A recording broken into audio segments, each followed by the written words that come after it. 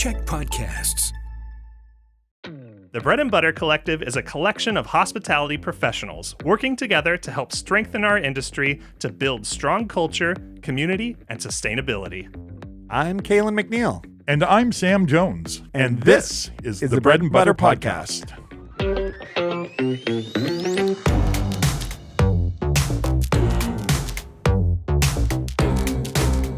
Welcome to the Bread and Butter Podcast. Sam, I missed you. Calen, it's been so long. What a treat to come back. And Did you forget you were even 3. doing this? No, we just forgot the last time. Yeah. And then I'm just glad we were able to get our schedules to coordinate. And it feels like a long time. I was thinking about it coming in. How long has it been since we recorded our last thing? Because obviously this is podcast magic, right? Maybe 6 months. Wow.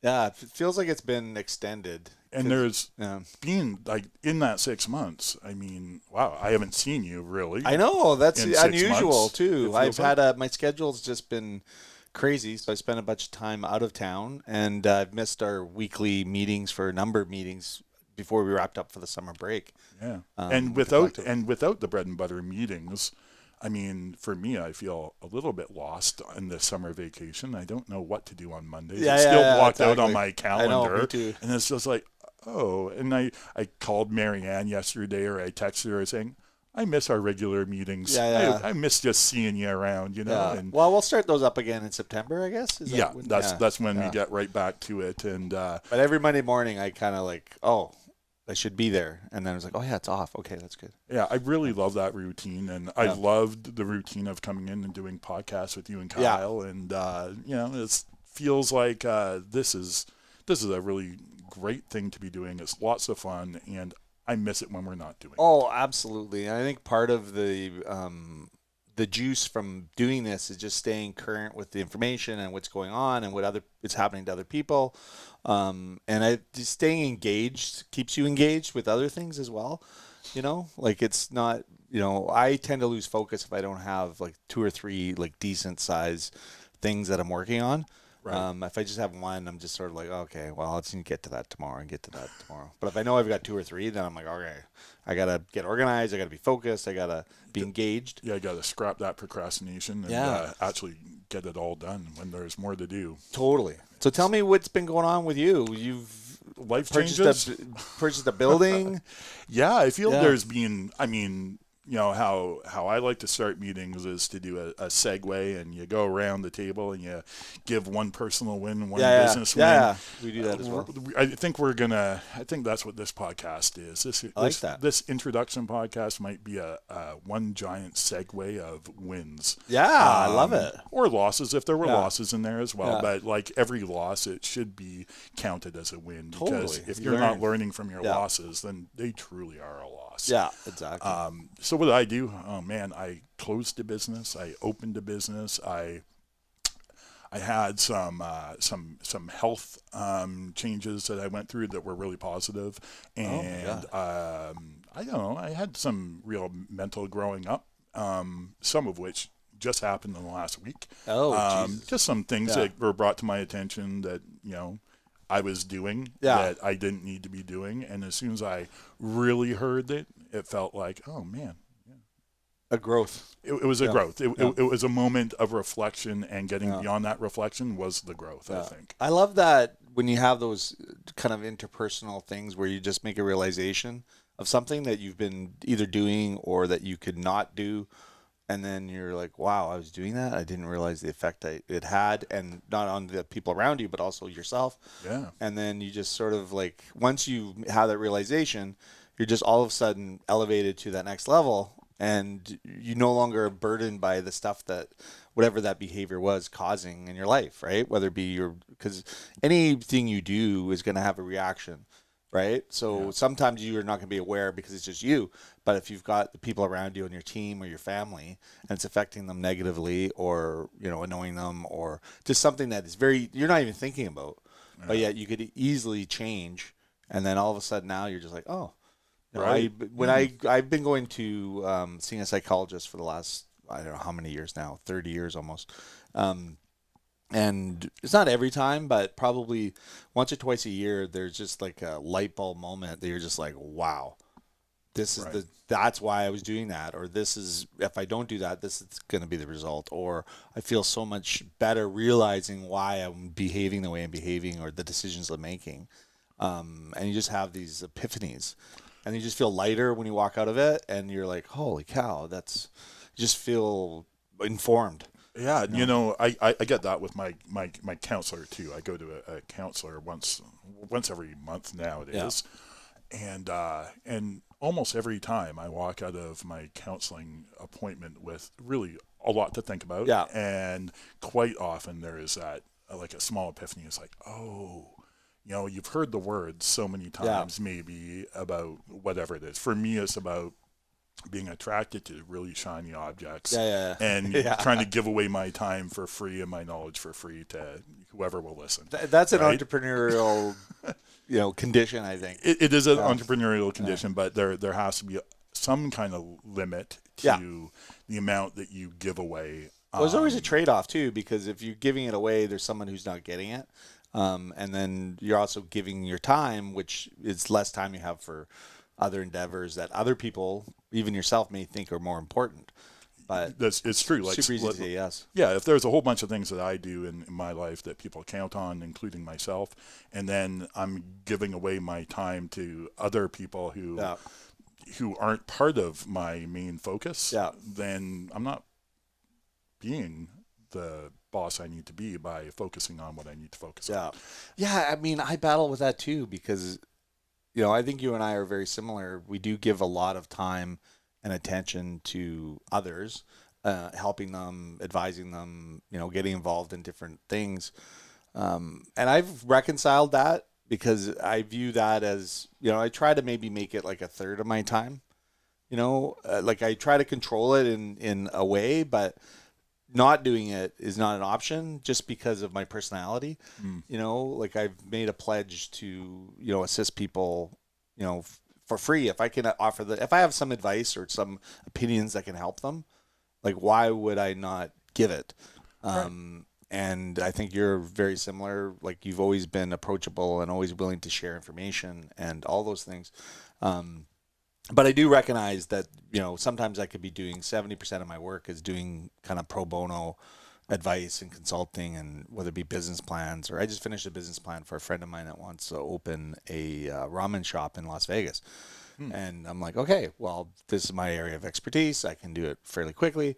But before you know it, you're spending a huge chunk of your time. And I'm fine with doing it, but you sort of start thinking about, the trade-off, I guess, of what is suffering because you're not doing that, or is anything suffering? I don't know. And for me, there's two things that always suffer when I choose to get distracted. One's my time I get to spend with my family. Yeah. And that is the most important thing that I need to be focusing on. And the other is my business and my team. They also need me. They also need my attention. They need my focus. Yeah. And a lot of it is just about, being there and giving props, and, obviously things can go off the rails if you're not paying attention. But I think a lot of our job is to just be there to recognize the wins and to pat people on the back and give encouragement and, mentorship. And I think that's, everybody's looking to try to learn something in their job or try to improve themselves, I think. So if we're not there to try to encourage that, then it's missed, I would think. Yeah, we're there to provide the tools for other people to have really great jobs. Yeah. And sometimes I just, I go off and I need to be railed back in. I need the guardrails up. If I was a bowler, we jump the rails. There would be the gutter border, or whatever they call that. The gutter border. The gutter. Isn't that the gutter border between Canada and the U.S.? The gutter border. The gutter. There may be a gutter border there. Okay, so that was something that I recently have processed a bit more than just hearing the words, because I've heard those words for 20 odd years. Well, and people get tired of saying them too. Yeah. Especially when you're not hearing them. But until you're ready to receive them, you won't hear them. And I've received them. I was ready. I've received them, and immediately, like within 12 hours, I was feeling really Yeah. good, and I had turned my plan around and turned it from a me give plan to Yeah. a me give and receive value back Yeah, for the that's value right. I'm putting out. Yeah. It was equal, and it just felt really good. And it was something I was really uncomfortable with, like even charging a Yeah. person Yeah. for my information Yeah. felt really uncomfortable. It took me a good 10, 15 minutes to send my email. Yeah. It's just sitting there going, no, I can't can't ask do for this. that. Yeah. I should just give it to them. So How was it received? I got an email back in like minutes saying, Yeah. perfect, thank Yeah. you. Yeah. And so it was all of well a sudden received. it's just It was a thank you. Yeah. So it's like the fact that I thought that by charging someone or by adding a value to what I'm giving them, not charge, just my time has value. So, Yeah, that's right. So by putting a value on that, it not only made me feel better, but it actually made my customer respond really well. They really liked the idea, and they felt that they were still getting the help that they were asking for, that's right. which blew me away. That's something that I never connected before. Like that made me feel really good that I was able to still provide the help that was being asked for. Yeah. Still provide that high of kind of value that I want to give. Yeah. But getting some value in return. Yeah. Well, and I think you should. I think in anything, you devalue your products when you give them away for free. And there's always that battle is like, okay, well, I can drum up business if I just give them a sample. Now, okay, well, that's great. But at some point, you're devaluing that service by giving it away for free. And it devalues to them too, because they're like, okay, well, if this person who's performing this doesn't see any value in charging for it, then how am I going to recognize the value when I receive it? It's sort of like having that quid pro quo. Plus, then it holds you, if you're charging, it holds you to a certain standard. Yeah, and then their absolutely. expectations are certain. So it just creates that nice contractual, well, I'm going to do this for you and I'm going to pay you this. It doesn't have to necessarily be market or whatever. There just should be some sort of exchange. And it could be barter. It could be financial. It could be, advice. Yeah, advice. It's that traction, I guess, that quid pro quo traction that gets things moving and escalating the way you want them to. Well, and you feel good about it too, and they feel good because everybody understands the rules, everybody understands the terms, and the people receiving free advice, they want to give something, right? Like they do, because they recognize the value of it because they're asking for it and receiving it. So I think putting a number on there or some sort of value of some kind, whether it's barter or actual dollars, I think is smart. Yeah. I think it's okay to do it for the short term. Well, and I still don't mind giving away expertise for free. It's the time it takes, and the time it takes me away that needs to be compensated. Well, and I think that's right? The time is the most important thing. Like the materials that I've created over my business career that are just sitting in folders, like I can easily just put them on, like send them to you because I know they're going to help and they work. They're proven to work. I have no problem just giving away all of that information. And I guess the point being is, how much time do I need to either teach them the information I'm giving them, or can I just send them documents and that's fine? I'm totally fine sending the documents, no problem. But when it comes to the actual time part of it, where I have to spend an hour or 2 hours or 45 minutes or whatever, then that's what it starts. Because then you're taking time away from, in your case, family. I don't have I have a partner, life partner, but I don't have kids. So I don't have that pressure, which it would be significant, It adds up, and that never goes away until they go away. Yeah, exactly. Until they age out. So at 14, you pack their bags, they're gone, right? Yeah. At 14, I thought it was 12. Oh, I thought they could work legally. Maybe in some countries, maybe some provinces. Well, I'll just ship them off to those countries where they can work when they're 10. Alberta, I think. Alberta, Alberta, the oil patch. On the line at 10. So when we started, one of our first podcasts we did with the BDC, and you mentioned that you were looking to buy a building. So this was a year and a half ago or something, right? Yeah. Or even 2 years ago, maybe. And I find it interesting sitting here now, you've bought in that building. So tell the listeners, tell me like how that went, like how the process went, to get the money, to close the deal. to move in, to shut your, yeah. Okay, Floor is yours. hey, Kyle, if we have a time machine sound effect, now's the time to put it in. All right, you got it. Yeah, our first podcast was about a year and a half ago, and that was about halfway into a 3-year plan that I had on paper. Yeah. So this was a paper plan. This was a paper Yeah. plan, and for the first year and a half or so, it was just a plan on paper. Yeah. No action. It was just a goal. Yeah, I wanna do this. Like I want to move this way, and it'll happen eventually. I gave myself 3 years. And So- what spurred the plan? Like, was it just because it wasn't working? Something wasn't working, or was it a goal? both. That's usually what happens. Yeah, right? something wasn't working, and the goal was to get out of that something that wasn't working and into something that really would work for me, which was ownership, independence, and the ability to roast coffee that wasn't being vented horizontally 10 feet above a downtown sidewalk. Yeah. Yes.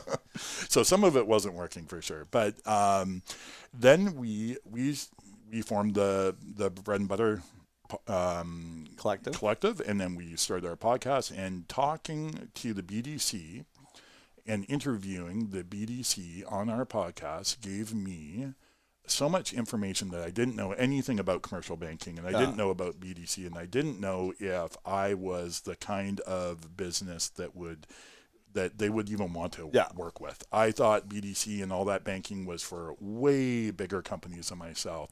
And through that podcast, I was able to get more information, and I was able to follow up on it. I called the BDC, and I had a great relationship with them.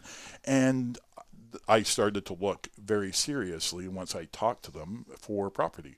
Well, I was looking for something specific, and I couldn't find it for about a year. Yeah. There was nothing out there. Everything was being snapped up, and finally I got this one offer out near Keating, and it's a great building, and the people who owned it really wanted me in there. There was a bunch of offers, but they'd heard about the work that we do with the Bread and Butter, and they liked our value systems, and so they chose us at asking price, et cetera, and it was just like a no-brainer. It was it was a gift, and by the time I got all the paperwork done, all the financing done through the BDC, and they were awesome at that. They made it for a guy like me who doesn't like doing paperwork, doesn't like forms, and is like terrified of talking about my finances. The BDC. Oh, the BDC is amazing. Made it like a teaching experience for me, and I learned lots, and it was easy.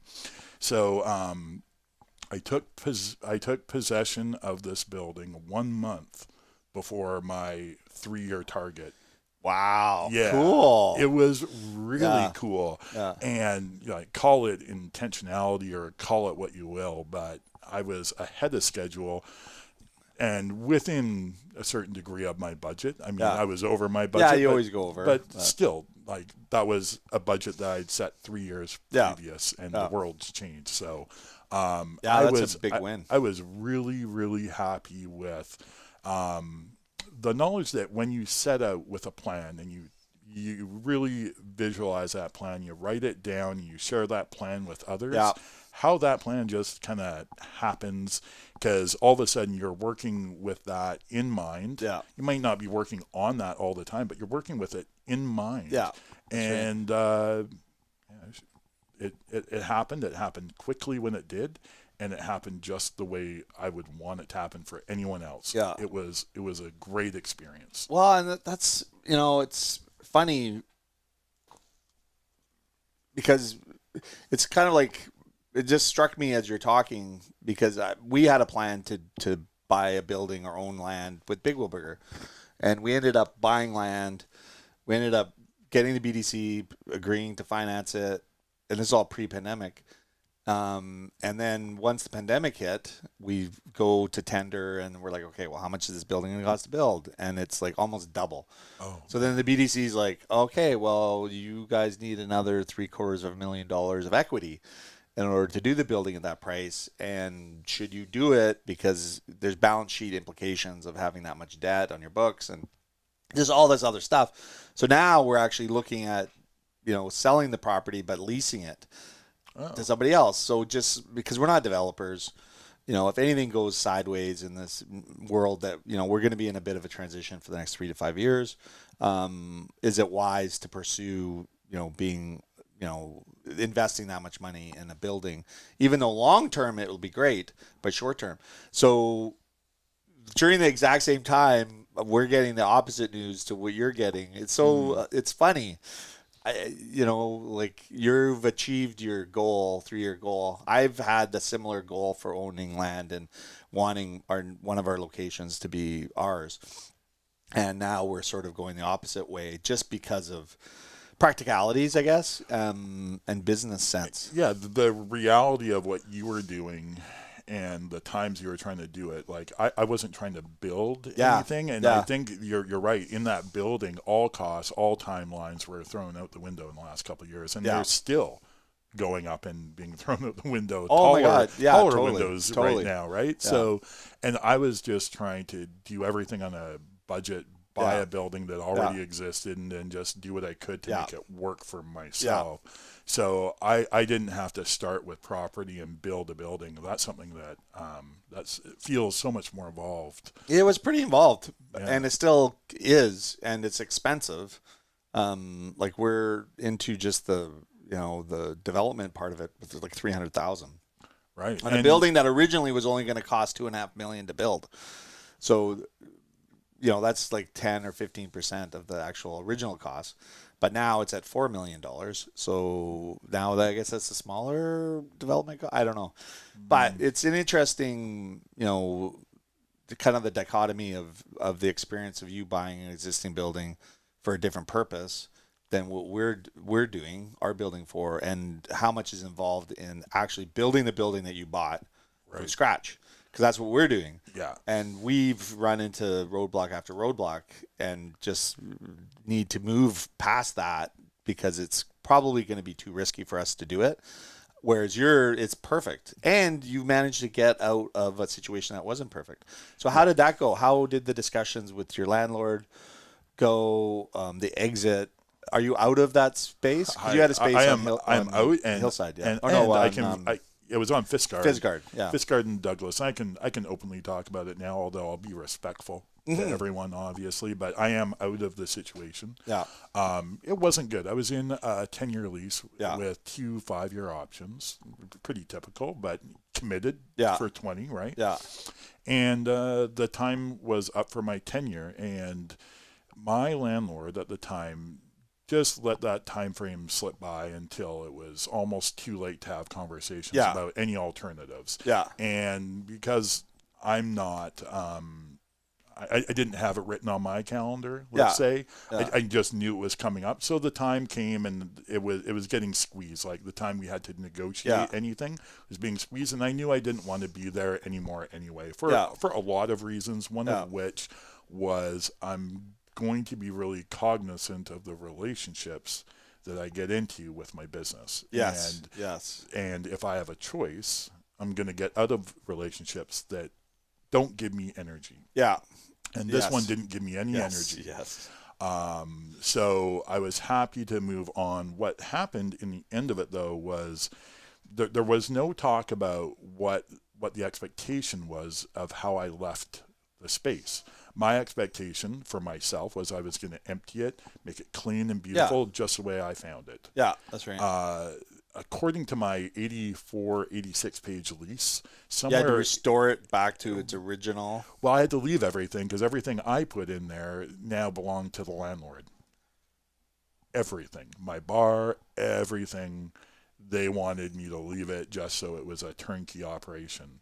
And that was news to me.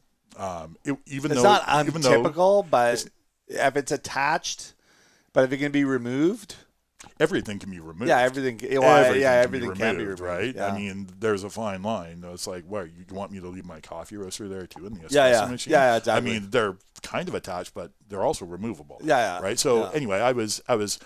So how did you navigate that? I took everything. I took it all, and then I got a phone call on a Friday afternoon from my landlord saying, "Hey, we understand that you're removing the bathrooms which is, of course, I wasn't removing bad. I'm Yeah. not so No, cheap. but I'm going to that's- take yeah, the yeah. toilet. But Yeah. someone complained and said that I was removing the bathrooms, and so that's the only reason that the landlord heard anything. Because otherwise, they're in Vancouver. They don't know what I'm doing. Yeah, They exactly. wouldn't have any clue until Yeah. I was gone. So they called me up and said I couldn't take anything according to my lease. I was in breach of the lease, and everything needed to go back. And I'm like, and I begged and pleaded. I'm like, listen, this is the first I've heard of this. I'm really sorry, but everything is already gone. I'm in the cleanup stage, and I'm not bringing anything back.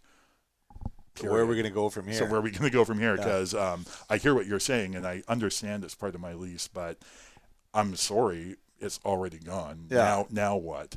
And there's like, well, you have to bring it back. And so I panicked, and that's all they said on a Friday afternoon at like Of course, they 3:30, 4 choose o'clock. Friday. Yeah, I end of couldn't day. call my Yeah, you lawyer or couldn't call anything, anybody, yeah. nothing. So I went home and I panicked because I had the house to myself, no family to talk to either Yeah. that weekend.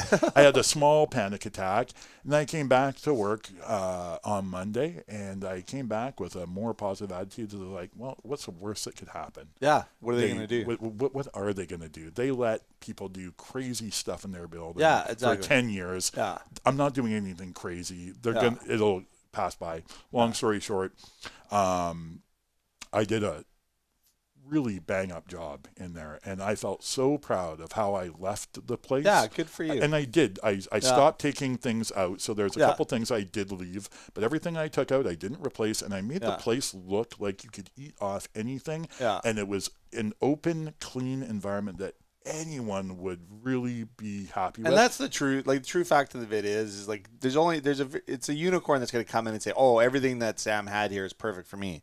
They're going to gut it and put their own look to it and all that kind of stuff, which is one of the downsides of leasable space, especially environmentally, because, you know, I got to, like, just a quick aside. I walked by the Good Life on Tyee it used to be a Good Life Fitness. And I'm sure based on their lease, they had to restore it to where they found it, which was Shell. So they literally had like, I don't know, $300,000 or $400,000 of tenant improvements, like with bathrooms and showers and saunas and the whole thing ripped completely out bare. And now that space is basically empty. And I'm thinking to myself, what did that serve? Because now they just threw out perfectly good toilets and sinks and showers and whatever. Maybe the next tenant coming through would need them or would maybe use them for some stuff, but not. Or they could just turnkey it. But now you had to throw all that stuff away because it goes to the garbage, right? Maybe some of it gets recycled or whatever. But then someone else is coming in there spending all that same money. Maybe it's a gym again that goes in there. Right. And now they just have to spend it all again, which is kind of insane. Just like what your landlord was proposing for you. Yeah, but like I have a purpose for all the stuff I took. Like I took everything out meticulously so I could reuse my bar because it's made of Viking wood. My bar, it's oh my God, huge. It's so awesome. thick wood. Yeah. I like to replace that, and the craftsmanship that went into that would cost me a fortune. So literally, the bar would have been the one thing that they would have been like, "Hey, now this is not looking like a coffee shop anymore. Right? You've taken that out." But I don't think, because you didn't take out any washroom stuff. No, I didn't. You know? And any of your actual equipment is like your equipment, right? Like I'm you're sure not they leaving would any have of that. wanted it because the next person in there, but whatever. So is that all done now? It all worked out. Did you get a release? And I did. They came over from Vancouver and they said, "Okay, we understand what you've done."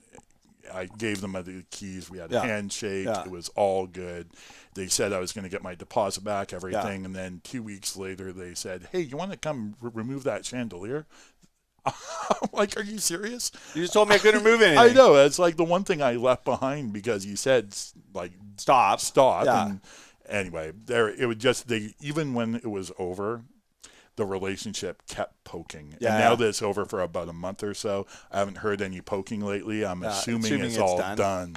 And it feels really good. But you know what? Passing those keys off was the happiest moment of my life. Not the happiest moment of my life, but it really felt great. It was growing up and growing out. Yeah. And I think it's a really important lesson there is what people, like, you chose that location. You never probably really gave a lot of thought to who owned it and who was going to be your business partner. No, none at all. Because these relationships are business partner relationships. just like a bank, just like if you took on a partner, just like you took on a backer or funding. Like you have to, these are marriages. Yeah. And if you're married to somebody that is, you guys aren't on the same page or you don't share the same ethics, you're in trouble. And from my experience, because over the years, I've had a lot of landlords. I've owned some of our properties too.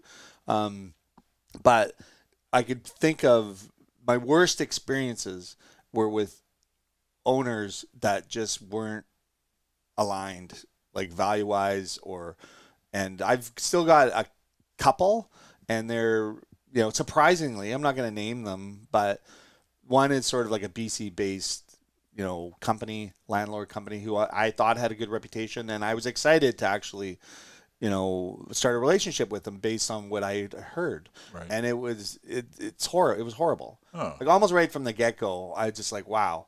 And then when I called them out on the cultural differences, they just were in complete denial. And I've literally had quoted their responses and certain things. And I'm like, doesn't align with our values. Like, seriously. And even breaching the lease, and at the time I could have just gotten out of the whole thing, but I'm like, oh, and I thought about it long and hard, because when you start down that path of controversy or disagreement or misaligned values, it doesn't get better. You can, I can hope, but you basically are just in for a lot of punishment. Yeah. And it sort of died down now, but it's like, I don't want to be doing business with people like that. Like, even in the back of my mind, I'm like, oh, I'm still in that relationship. It's such an energy drain. Oh, and, it's just, that experience, you're right. It taught me to reevaluate or pre-evaluate any relationship that I'm going to get into, and I've made great strides in that already. Like every other cafe that I've looked at now that I want to open, one of my first questions to my realtor is, what's the owner like? Yeah. What's the landlord like? Do you know them? Can I meet them? Yeah. And that's the first. I don't. It's not so much about the space, although that's really important. Yeah. Location. But I don't not think at location, any cost. Not at any cost. I think it's location might come first, but then landlord relationship. Yeah. It's got to be right up there. Totally. And then the lease. I mean, 10 years ago or 11 years ago, I guess, when I was signing that lease, I didn't know what I was doing. Yeah. I didn't have a group of people that I could ask. Yeah. I was on my own doing an 84-page lease with an attorney I don't know. Yeah.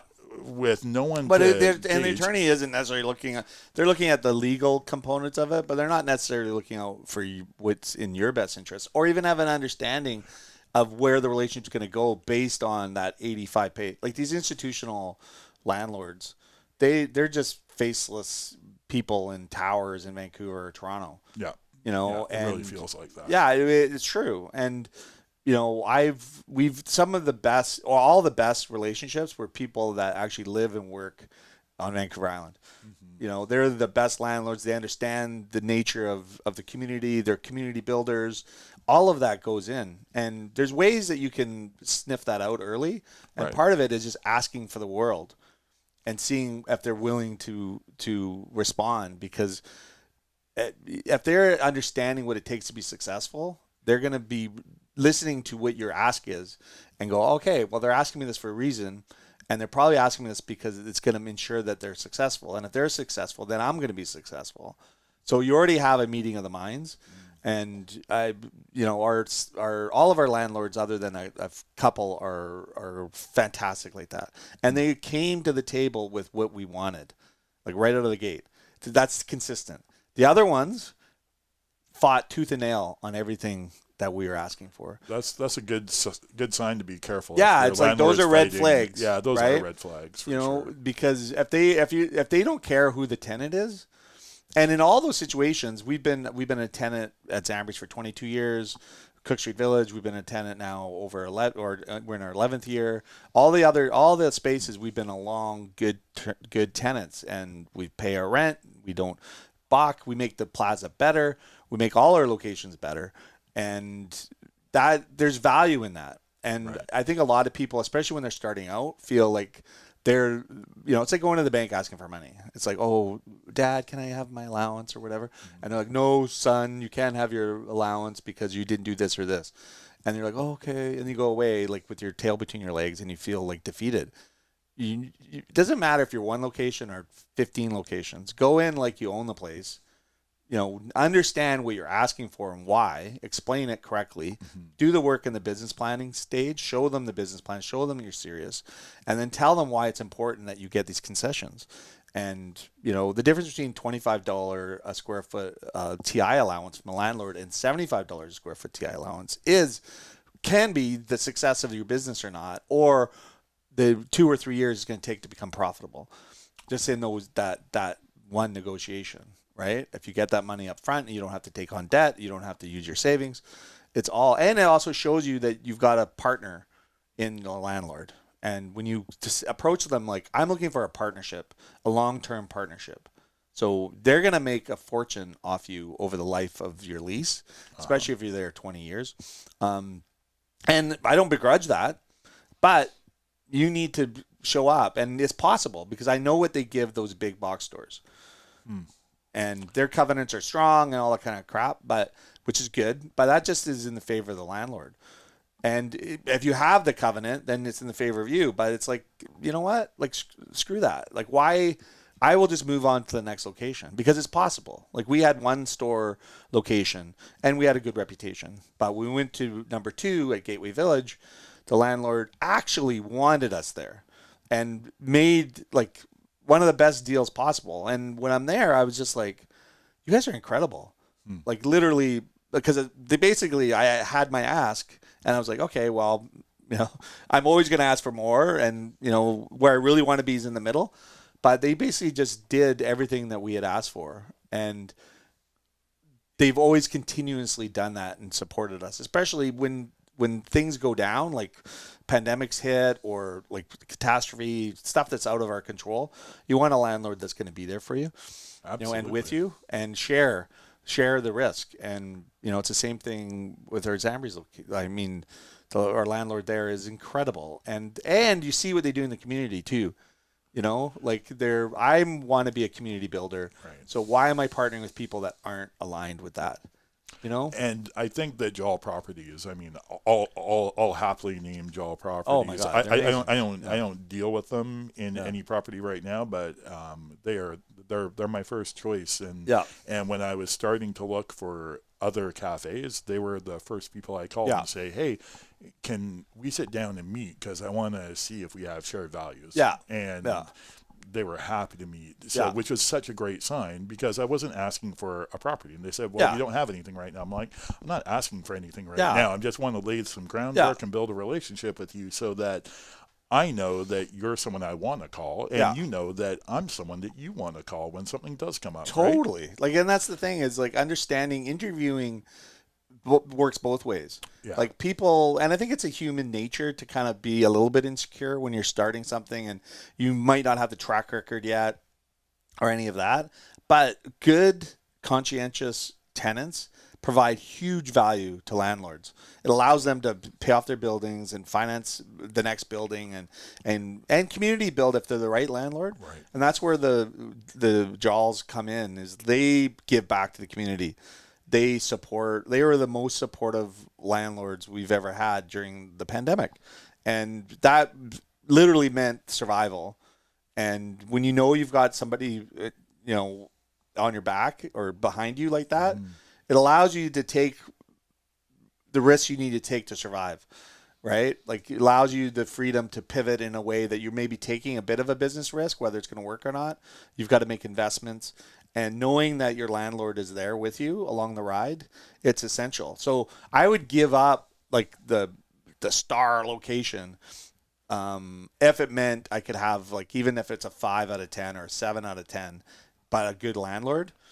Like it's essential because you're going to get all of that up front, and that's going to ensure that you've got the pockets and the partnership to survive, when you are struggling, because you will struggle. Businesses struggle. There's no question about it. And I guess having big events that are out of our control happen really shows us and has taught us that that relationship and the value of that relationship a lot more than before. Because before the pandemic, the worst thing that could happen was maybe an economic downturn, right? Yeah, And business slow down. yeah, we weren't talking about problems. closures or like not being able to hire anyone. Like we weren't talking about empty streets and ghost towns. Yeah. But now we've had that experience. We can see how our landlords generally have responded. And you're right. It's really highlighted their importance in our lives. Yeah. And why that relationship is a two-way street. Yeah. We provide such stability for them in good times. Yeah. They need to help provide stability in bad times. 100%. So that there's a balance moving forward, right? Because the thing about it is there's a cost like of the churn of their space. And they may not, like if they're a bad landlord, they're going to give the minimum. They might give a $25 square foot allowance or some very little help relative to what you're going to be doing to their building. And then if you fail, they're going to say, don't take anything out. And they've literally enriched themselves by $200,000 or $300,000 of TI improvements, or even more. Like some of them are $400,000 or $500,000 that they're going to have enriched themselves. So now they, instead of having like a space that's not finished, right? They've got a space that is finished. Now, 30% of the people looking at opening a restaurant or shop can use those TIs that they're leveraging off the last tenant. Mm-hmm. And it's wrong. It feels really wrong. And that's why it's so important shady. to vet your landlords, negotiate the best possible deal up front so that they're sharing in it. And it should be 50-50. Right? In my mind, it's 50-50. And I've said no to deals. And I've put deals, I was like, okay, we're an awesome tenant. We're going to add value to the space. We're going to be there for a long time. You're going to have to empty your wallet at the beginning to get us there. And, we've had a ton say no. And they're like, okay, well, then those aren't shared values. And it's not like I'm ripping them off. I've done deals like this. I know the landlords benefit from it. Yeah, you're just front loading. I'm front loading it. Exactly. Yeah. And that way I'm going to guarantee success. And also it sends a signal to me that the landlord is a partner, right? So if something happens that's uncontrollable for everybody, the landlord's going to be there for me, right? I've got an experience that leads to a question that relates to this. So I turned down recently an offer to lease that I've been expecting to accept for about 2 years now. It came up. I knew it was coming up. I was first in line. My place was being held for this space. And when the offer came, again, 80 plus pages for an offer to lease, and it was awful. And I turned it down, and I felt like I was just kissing away a business. Yeah. However, it also felt really good to turn that down for all the reasons we've just talked about. And that leads me to a question that I think I know the answer to, but you would know more. Are there different kinds of leases for different stratospheres of business? So say coffee, for instance. Yeah. Is there leases that a landlord would offer an independent coffee shop and then have another lease that they would offer a Starbucks or a Tim Hortons? Depends on the landlord. Not really. Okay. Like I think there is probably language that at Starbucks would have the power to get off the lease where a small tenant wouldn't. Oh. And the other thing depending on how many properties the landlord owns. So the idea that a Starbucks may have like 10 locations in a city. So now this landlord has another location like 10 blocks away or 5 miles away, and they have a vacancy. So they maybe Starbucks will look at both those. So they'd be willing to change the agreement for Starbucks that they would never change for you or a coffee shop. And this is the problem with those. Like it's also a level of sophistication because Starbucks has a whole legal department that works for them. So they'll get that. And I don't even look at understanding who your partner is key. So if the partner is like from Toronto and it's a REIT and they own like $1 billion worth of property in Canada, they're going to be sending me their boilerplate thing. I know I'm not going to be able to make any changes. So I'm going to have to be able to live with the principles of it, like the big principles. Like, okay, what is the term? What are the TI allowances? What did they agree to, and holding them to account? Recognizing that like getting out of it or suing them is going to be very expensive because they also have reams of lawyers that work. They're just sitting there waiting to do legal work for them. Yeah. And I don't have that. I mean, I have a lawyer, but I mean, I'm not wanting to send him a bunch of work and pay $500 an hour, right? No, thank you. So a lot of the times I'll just go, okay, these are boilerplate things. So the lawyer, if I take it to a lawyer, lawyer's like, oh, you don't want that, you don't want that, you don't want that. But you go back and say, okay, you have some power to take off some stuff, but by and large, they're just going to say, sign the freaking thing, right? Otherwise, we'll just move on to the next. Or there's someone waiting in line. And I think that having the courage to say no, like I've gone back to, there's a location or a development going on out in Colwood that's just been going on forever. But we've made offers like, I think I made a first offer there like probably 10 years ago when we were going to do a Zamborees out in Langford. I'm glad we did it, but we had the offer there and the whole thing. And then all of a sudden that whole development fell apart.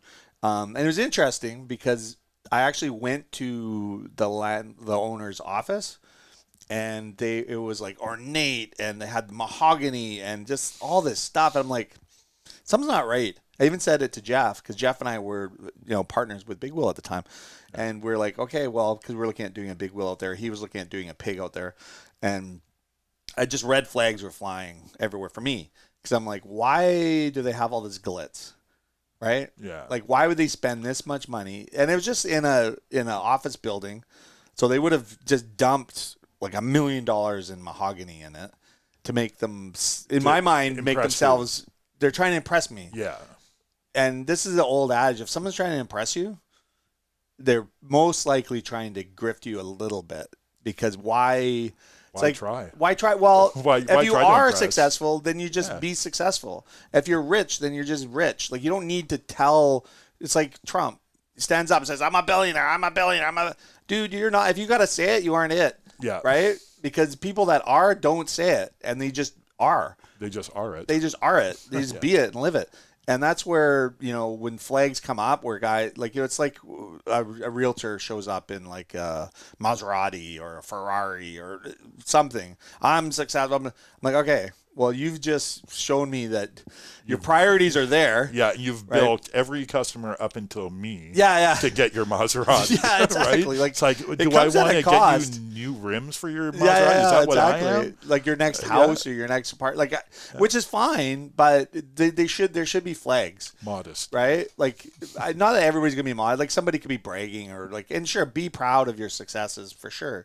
But if it's a part of your business model to be showing the success and shouting from the rooftops that you are this, chances are you aren't, right? Like, so that should be the first kind of flag. Mm-hmm. And again, just making sure that you're partnering with people with shared values. That's the biggest lesson here.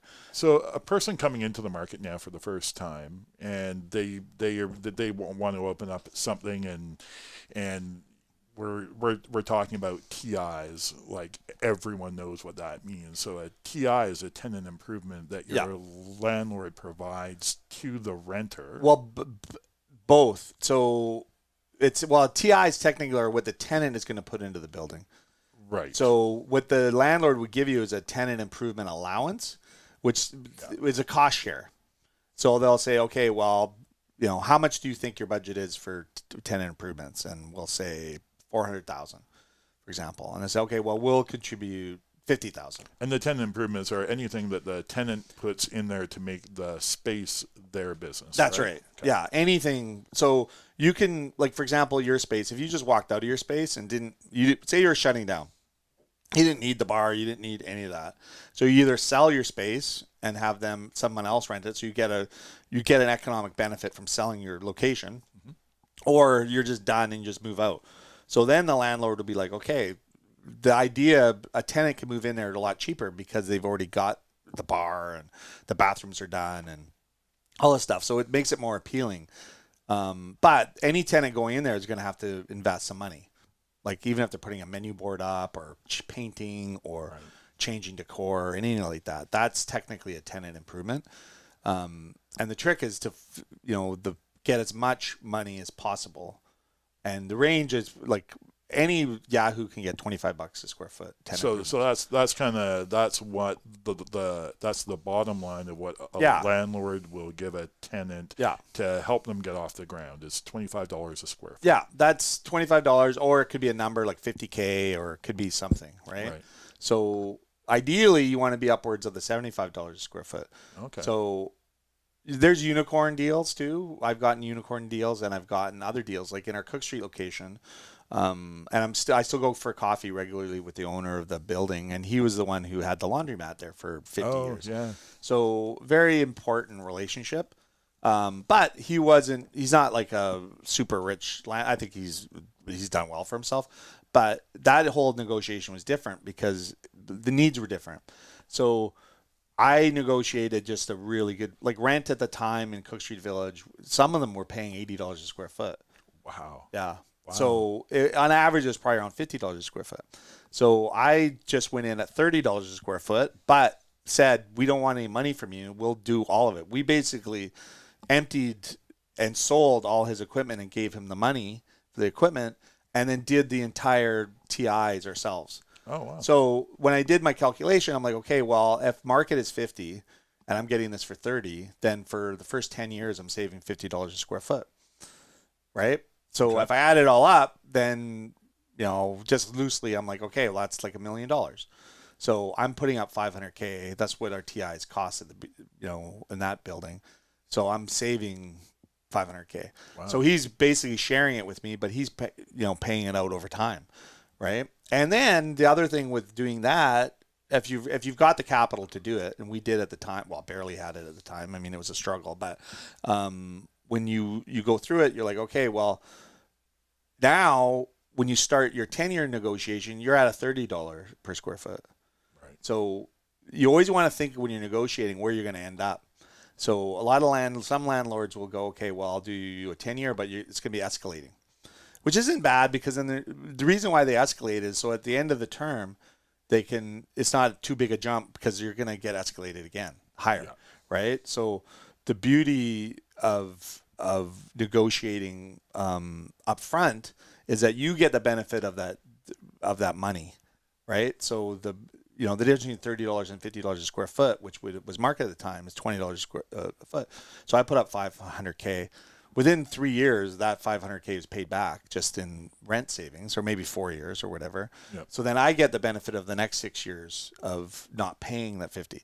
Then the landlord at the end, we're starting at $30 a square foot. So now when I go to $40 a square foot, he's getting $10 more, which seems like a pretty big increase. But I'm still $10 below the market 10 years ago. Right. Right? So you're still saving. You're still saving. So there's different ways to front end load it, but it's not going to work for everybody. Like everybody's like, that landlord had a particular restriction. He didn't have enough money to give us $200 or $300K to help with the TIs, or $200K, or even $100K. So, and wasn't willing, but he was prepared to give us a decent lease rate, which is good. So there's a win there. If you get other landlords where they're just not willing to do anything except the minimum, then it's probably time to move on and look for a different landlord. Because if that's how they're starting, they're always going to want to do that. The minimum, right? Yeah. And that's not good enough if you want to prosper and improve your business. And then just understanding where you're going to end up at the end of the term, because you're going to have to negotiate again. So if you have escalations, and sometimes the landlord doesn't really care, like, you can push back on those things and they'll normally just say, okay. But what they care about is where it ends up at the end of the term, because that's going to dictate where the next term goes, right? Yeah. And, setting yourself up in advance is a good idea. And probably a developer kind of landlord is thinking further ahead than the average business. Oh, for sure. For sure. Like, well, I mean, their real estate is so much different. Totally. And they're operating on way different margins. Like, I mean, they might be, they might get 3 to 5% or 6% return on their money, right? Because, depending if it's residential or commercial, there's different cap rates. That's right. Their returns their math is different. I just learned about cap rates when I had to buy this new building. Yeah. I didn't know what a cap rate was. I'm like, is that like a 5-panel? Yeah. I don't know. Well, the cap rate is very important. We bought a building up in Grand Prairie, or we're going to close on a building up in Grand Prairie. Huh. So I own a small percentage of a business with my brother up there. My brother's the majority shareholder. But our lease up there in our building that we've had for 10 years, and it's like we need like 5 acres. So another building came up for sale, and the asking price was like $2 million or something. Us as a tenant, so you look at the cap rate. So how much is that building worth empty? How much is that building worth with a market tenant? So assuming the market is robust and there's tenants to take it and they can pay X rent, what is that value of that building? So you basically take the rent that the tenant can pay and you multiply it or divide it into the value of the building. So if that tenant can rent, if the building's like 15,000 square feet and it could rent it out for $30 a square foot, that building's worth $4 million, right? So if we're a business that can afford to pay $30 a square foot in that market, then us as a tenant make that building worth $4 million, right? Versus us buying it at $2 million. So we're buying it at $2.1 million. Us as a tenant in there at the lowest rent would make that building worth $3 million. So that's a no-brainer to buy that building, right? There's certain buildings, certain markets that the cap rate is super low because demand's high, rent's high, and when you're selling a building, you want to sell it at the lowest cap rate. When you're buying a building, you want to buy it at the highest cap rate. Yeah. Because that's the lowest value, right? Buy low, sell high? Yeah, buy low, sell high. So if you're buying, like for example, our building in Courtenay, like when we finish it at the prices that are now, the cap rate would be about 5 or 4.5. Should be 5.5 to 6 for commercial. So we're not getting a discount on that building. There's no lift in the building. There's really no advantage in building the building for us because we're basically building it for more than it should be worth, right? Right. When I bought a building, the Broad Street building that we first commercial building we ever bought in like 2004 or something, they were asking $900,000 for the building. Had a lot of fault. They're asking, I think they started at $1 million. We ended up buying it for $730K. So we ended up buying it at like an 11 cap. Wow. So you've already built in your profit there. So we spent $200,000 or $300,000 on converting it into a heritage restoration, and I mean the building, Cherry Bomb Toys is in there now. Oh, it's a beautiful building. Yeah. And we ended up selling it for 1.4. So we bought it at an 11 cap and sold it at a 5 cap or 6 cap. That's like the perfect storm, right? So when you're looking to buy real estate, you want to buy it at the highest cap rate and sell it at the lowest cap rate. Right. So that was a very unique situation where the partnership was breaking up. They wanted out. We had enough experts in there to say, hey, we need to do this, this, and this. And they're like, okay, we'll do it. And it was on the market for 2 or 3 years. So there's certain situations that it works out. But if you're building a building, or even for you, like understanding the cap rate, at least then you understand what the risk is, right? So if you're buying it at a 6 or 7 or 8, the risk is already built in because typically you could sell it for 5 or 6 cap, right? So you already have a 2 or 3 point, buffer. So if it costs you more to renovate it or there's some issues, then you've got that buffer. But for us in Courtenay, we're building the building and it's going to be like a 5 cap. Like a residential building might be a 4 or 5 cap, right? Just because it's lower rent and more consistent. Mm-hmm. Commercial, you could have vacancy and whatnot, so you need to have a higher cap. And you literally are basically taking all the risk. So if you have a vacancy, you haven't built. There's no buffer. Yeah, right? you still got to pay. You're paying full max for this property, and hoping at some point in the future that you'll get a return. Right? But if you're willing to hold it for 30 or 40 years, you might. But with property, I don't know. I think I'm a long-term holder. I think you should be. I think everybody should be. It's it's one of those things where real estate is the one thing throughout history that's held value. It's good inflation hedge because as inflation goes up, so the rents go up and all that kind of stuff. You know where my next property is going to be? In Mars? Yeah, no, it's gonna be in the ether somewhere. I'm just gonna buy a cafe on some virtual reality like planet. Facebook Meta World or whatever. Oh yeah, I can't wait for my first cafe and watch the first digits walk in. I'm still trying to figure all that out and if there's crazy. A place for it, and I don't know. Anyway, so we've talked a lot about what I've done the last 6 months, but I know you've been doing some cool stuff, and you haven't been in town, and that leads to all kinds of conversations that I hope we get into over the season, because if you can leave your business for the amount of time that you are, not to say you're abandoning anything, because you're obviously in touch and still working and all that, but there's a method to that. You got to be in a certain position to be able to do that, and it's not like it's a better position than anybody else, but it's a unique position where you've put yourself. And I'd love to talk about that into future episodes, I think, because I think there's real meat there on those bones. But generally, because this is a introduction podcast, this is a recap. Where were you? What have you done?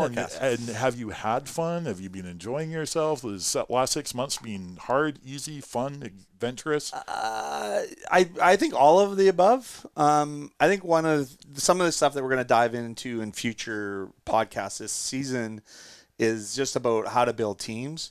Also how to build the life that you want. So everybody, some people maybe just be super focused on working, and they just love, working 7 days a week and building something, and they like being the face, and they like being upfront and all those things. I'm always been, I've had partnerships in every business I've been involved in. A lot of people feel, I need to own 100% of something. Okay, well, then you're going to have 100% of the work, 100% of the responsibilities. You're going to need to be there 100% of the time, right? So I'm like, okay, well, let me own 25% or 30% or 40% or half or whatever. And I'm going to just build a strong team so that I don't have to be there 100% of the time, 50% of the time, 25% of the time. Or, if you're building a business, build it with a vision so that you can just lead it, and you don't have to be, you're not buying yourself a job, for example, right? Which is fine. Like, I would far prefer to work for yourself than work for someone else, if you can, right? So sometimes the business can only sustain you as an employee, and that you're grinding it out, but you have the independence of, you're doing this for yourself, which is wonderful. For me, I prefer to do a bunch of stuff. I have a bunch of other interests. I have other business partnerships that I need to spend some time with, so that takes me away. So it's really important for me to have a team that's independent, that's self-actualized, that can do it with very limited supervision. And so one of the things that I do every summer is I go play poker at the World Series of Poker. So we did a podcast with me in Vegas last year, which was interesting. So I go away for anywhere between a month and 6 weeks every summer. So in the summertime is pretty busy in the restaurant business for us. So making sure that the team is dialed is really important. So I spend some time before I go, just making sure that everything's cool. And over the years, people like my team, I'm thankful because they're just fantastic, has allowed me to go. So I'll have, I'll check in once a week, deal with issues as they pop up. I'll have some meetings and, some stuff that is sort of part of my role in the company that I'll do while I'm away. But by and large, I just get to focus on what I enjoy, which, I enjoy playing poker and the challenge that brings. So I've been doing that. So is that time that you take, is that booked off well in advance? Yeah. Like the previous year is on the calendar. Everyone knows about it. Everyone knows Calen is going to be here. Calen's going to be there. And when he's not here, this is what happens. Yeah. Yeah. There must be a real, there's a formula to make that happen. Yeah. It's right? Over the years, there's been a lot of work leading up to it, whereas the last 3 or 4 years, and the pandemic is complicated. There was a year that there was no World Series, so I didn't have to go, which was fine. But there's way less preparation because the team is gelled and dialed. Right. So that's the one of the kind of more accomplished things I've done is be able to facilitate the team building that is required in order for me to not have to be there. So that is a good thing. Yep. And it even if you're going to take a vacation, or this is a very extreme circumstance, like not many people, and as I age, I'll spend less time there just because I'm older and I can't compete for that length of time. It's very tiring. So I'm going to adjust, but I know that I have a team that can just run the show. And I trust them, and they trust me as well. So I think that's very important. So as we go through this season, we're going to touch on some of that, how to build a team, the importance of it, and then what it means for you as an individual and your quality of life, and with different levels of success. So like I said, some people may think working 7 days a week is their idea of success, but just like we talked about earlier in this podcast, is there's always a sacrifice, right? Whether it be your family or your relationships or whatever, right? Now, I definitely hear what you're saying there, and it really makes me think of because you're in multiple industries. You're not just in the hospitality industry, and I'm not.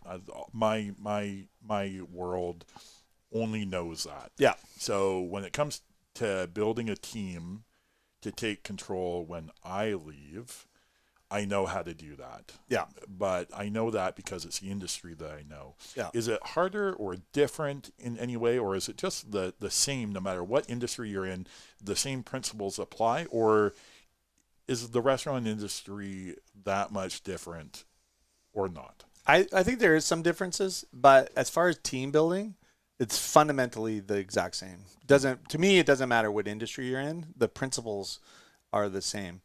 I mean, you have to make sure that the people that you're left behind have the requisite ability to do the job, right? So that crosses all industries.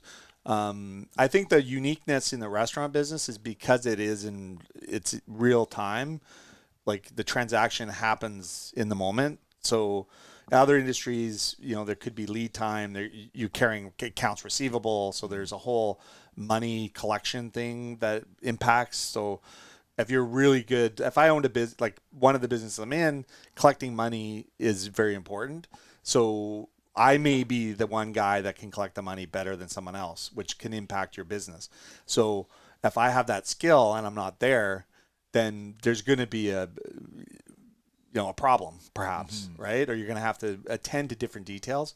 So, and a lot of times the principal who owns the company is the one person that can get money collected or make the decision to cut that customer loose or start actions or whatever, right? So most employees aren't comfortable unless it's their job to have those hard discussions, and sometimes they happen at a higher level. So you need the principal that's going to be engaging with someone else to say, hey, you need to pay your bill. Restaurant, like it's all cash, right? So, but there's a very particular expectation of service, right? So if you being away, the culture weakens a little bit, and maybe the focus isn't hospitality and their focus is just, oh man, I just got to get through this shift, then it's going to impact your customers. So there could be gaps where if the principal person is away, that the level of service could deteriorate. Like it's a very immediate, you get feedback immediately too, which is good. Sure do. Right? So if if our complaints start going up and there's just some service issues that aren't being attended to, then it's pretty evident really quickly that there's issues. Whereas with other industries, maybe there's more of a lead time for the issues to come to the surface. Yeah, and which could be, it's different because you may not find out about something in another industry for 6 months, 8 months, but now the damage is done and it's hard to get that relationship back on track. So if you don't have your hands on the steering wheel 100% of the time and you go away for 6 weeks and there's a material effect on a customer relationship that you aren't aware of, but you find out about it 9-10 months later, they've already started relationships with other businesses. Yeah. So the cost could be greater. And it's not to say there isn't costs in the restaurant, hospitality business, but the feedback's more immediate, right? So if sales start dropping, customers' complaints start going up, like we do daily manager reports, so we know of instances, and I get copies of all that. I also get copies of any complaints or feedback comes through our online stuff. So when I'm away, my finger is still on the pulse. Because my job is to manage the culture of the company manage the big picture and make sure we're on track and, our goals are getting there. So the big 5 projects that we're going to do a year, or even 3 or 2 or whatever, is sort of what I'm envisioning. And then the day to day is being managed, by our teams and the store level teams and our staff. So that kind of stuff is more under their control, even when I'm here. So I think it's a little bit easier in the restaurant business, is because we can react quicker. Yeah. The whole team building practice is fascinating. I can't wait to dive deep into that with you. No, it'll be super super interesting. But like every year I come back from the World Series and I go, oh, am I going to go back next year? Am I going to do it again? And it's one of those things where it's very obviously if you win, you get immediate, I'm winning. Yeah. But it's like death by 1,000 cuts, times, like if you're on a bit of a losing streak. In this recent trip, I did well. I set a goal of cashing 10 times. So that's finishing in the money. So I might play 60 tournaments. So, and you might cash. If you're a good tournament player, you might cash 20% of the time. Okay. So I haven't done my tally. Like I don't even know how much money I lost. I did lose money. But I did cash 10 times. So it's not always about winning or losing. Sometimes there's other goals, right? And then if you play well in certain spots, you're like, okay, you're improving. And so it's like golf. Like you go and hit that one good shot that gets you coming back the next year. So needless to say, I'm going to be going back next year. But if you're, even in business, if you're not evaluating where you're at and then what you're getting out of it, but also what is the cost of you going and doing that, right? So evaluating, okay, what is the cost to my business of me being away? Because there is going to be some cost, right? And does that balance the value that you personally does get, it right? balance the value? What poker has brought me is immense ability and decision-making processes in business. So there's been a lot of trade-off positively. I've also won, a decent amount of money that has also helped fund some of my business endeavors. So there's definitely, but the last 4 or 5 years, I've been down every year. So at some point you're like, okay.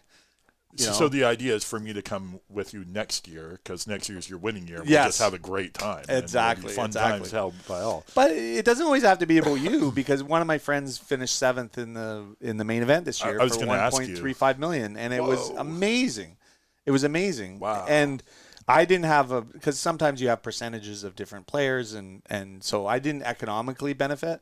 But I've known this guy for, probably 12 or 13 years. We've been playing and we've, shared successes and, we've had percentages of each other's over the years. And just seeing him do that well was amazing. And, it's funny because I got the full American experience this time because I was in what I thought was an active shooting, which was crazy. Like, and I still am a little bit disturbed by the whole experience. But we were celebrating my friend's victory or win, and there was about 16 of us or 15 of us were having dinner in the Forum Shops. Like it's basically a mall that's attached to Caesar's Palace Casino. And there's this group of gentlemen across the way that just all of a sudden just got up and just scattered. Like literally were just running to the back of the room. And I looked over, I was like, what the hell? We thought it was maybe a fight or somebody had pulled out a gun or something. Like we didn't know what was going on. And then all of a sudden the whole restaurant just storming towards us. We were in the back part of the restaurant. Jesus. And literally we knew what was happening. It was like an active shooter potentially. So we were like kind of going to go underneath the table. Didn't really know what was going on. I didn't hear any gunshots. So I was like, well, what's happening? Just a little bit confused. As it turns out, they were reacting to the mall. People were storming down the mall. So they just assumed there was an active shooter at the casino or in the mall. Really freaky experience. Like it really was thinking to myself, why would anybody put themselves through that? Even, because at the end of the story, there wasn't an active shooter. There was not. There was not. Okay. It was a mass panic, but it didn't just affect there. It started at the MGM Grand. So somebody had broken a window at the MGM Grand, which literally caused mass panic at 7 casinos down the strip. I don't know how that happened. Well, all the mass shootings that have led up to. Well, there's 2 a day in the U.S. I mean, it's right? god awful, isn't it? So people are just panicked, and especially because of the shooting that happened. I think it was 4 or 5 years ago, and At the concert, a couple the concert hundred people shooting? were killed.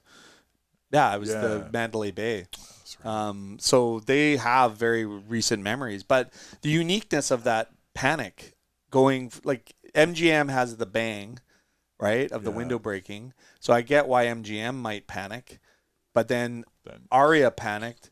Bally's, where the World Series of Poker was happening, 1,000. I think there was something like 600 to 1,000 people playing poker at the World Series, and they just panicked. People were trampled. Daniel Negreanu, a well-known poker pro from Canada, had his whole hand shaved off, like from carpet burn, because he was trying to get up and he was being trampled. Oh my god. So again, no active shooter, but the sheer panic created like injuries and dilemmas and catastrophe. And so we're walking back at the end of the night. We ended up, it shut down all of Vegas. Like the bars and restaurants were all closed. Like even the restaurant, we were sitting because we hadn't had our mains yet, and the restaurant's like, sorry, we're gonna close. So we made sure they said there's no bill, and we're like, oh, okay. And then we made sure we tipped the waiter, because I'm sure their insurance would cover that type of an event. Right. So the restaurant will be fine. But we made sure we tipped the waiter. But as we walked down the way, every single restaurant had shown, they're all closed, but they had tipped over tables and broken glasses and panicked all the way through.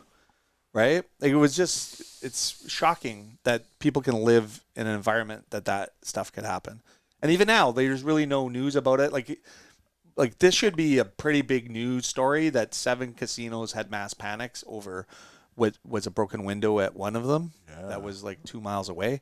Well, when you don't hear about the 2 mass shootings, I think a mass shooting is when more 3 or than more. 2, more than 3. Yeah.